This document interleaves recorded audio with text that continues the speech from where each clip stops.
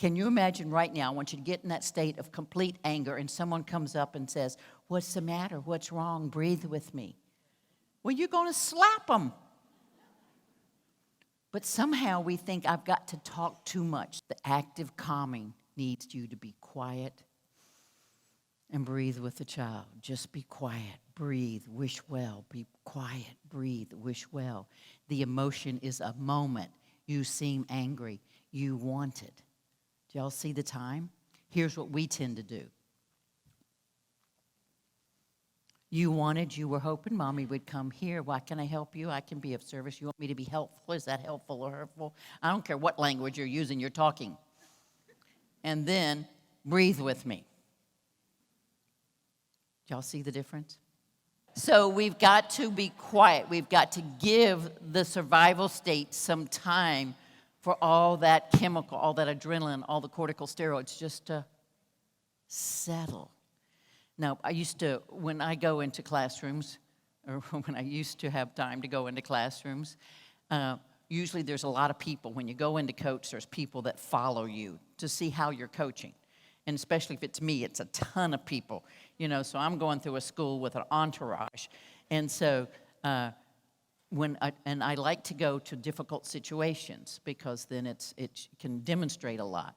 So I'm going down the hall in this one situation, and the child had torn up the classroom, been doing something for like 4 hours. Well, I didn't get there at the first of this. I only got there at the end, and it was a child who everyone knows, etc.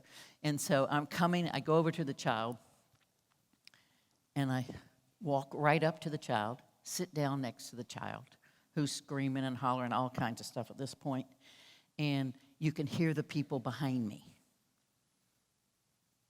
What's she doing? Nothing. What's she saying? Nothing. What's the child doing? Calming down. She's got to be saying something.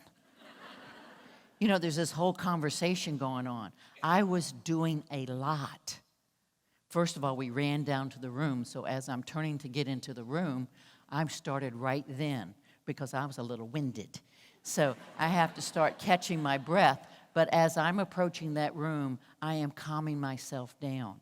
I am becoming the state I want that child to be. I'm opening my heart.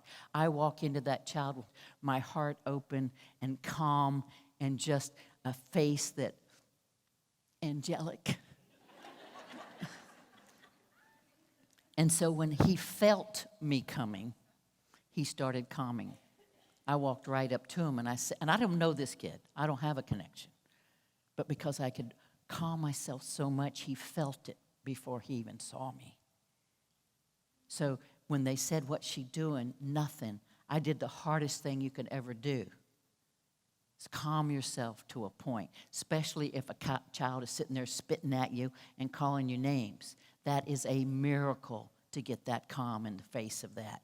But if you can pull that miracle off, they calm right in front of you.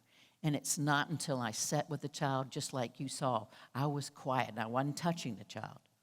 But I sat down next to him and I just kept going. And when I saw the child next to me go like this, see my shoulders?